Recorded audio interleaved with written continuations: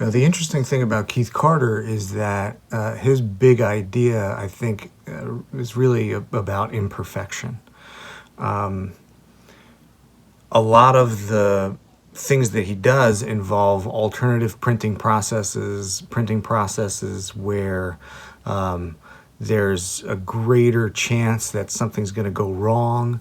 And in some of those cases, then when something goes wrong, then it ends up making the work better in some way. And I think that there's a certain magic in certain types of artwork. For example, when you're working with clay, and you're designing something in 3 dimensions, there's a certain element of serendipity in the parts of the process that are out of your hands, right? You can build something out of clay and you put it in the kiln, and it's going to change a little bit while it's in there, and the product that you get out of it is going to be slightly different than the thing that you put into it.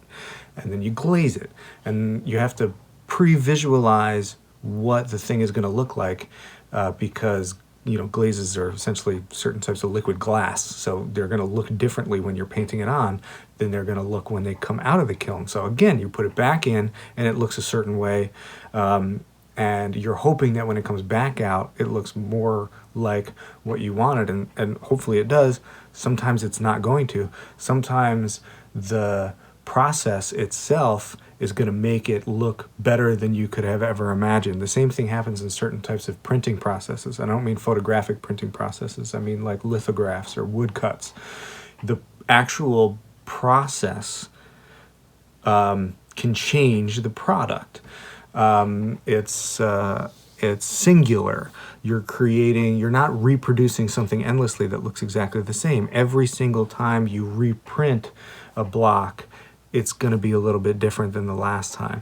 And I think elements of that kind of magical serendipity is what Keith Carter is playing with.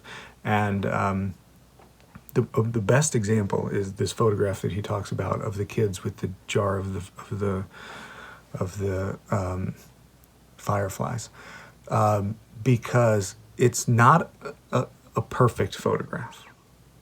I would maybe argue that, but it's easy to see how somebody would look at it and say, well, it's not a perfect photograph. What you would imagine are the primary subjects of this photograph are out of focus. There's not a tremendous amount that's in focus. What am I supposed to be looking at? But when I look at it, it gives me an emotional response. It makes me wonder. It makes me curious. There's like a magical realism in this photograph, largely because of how imperfect it is. It doesn't look like some town in Texas. It looks like it could be, these 2 boys that wandered through a thicket and came out the other side in some sort of magical realm, like the Chronicles of Narnia or something.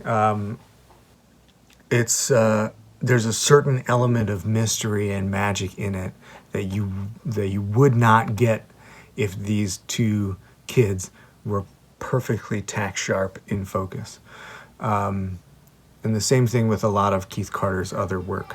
If you took any of them and remade them and made them perfect, they would lose a lot of what makes them great in the first place.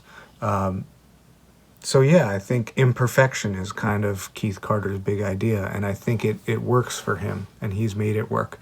And I think a part of that comes from the fact that, in many ways, his life has been imperfect. He's had a lot of problems with vision, obviously, which from the video, which for an artist is a scary thing to go through. He lost his wife, which for anybody is a scary thing to go through. But he also manages to find, in the imperfections within his own life, he manages to find the beauty. And that's how he also works through his artwork.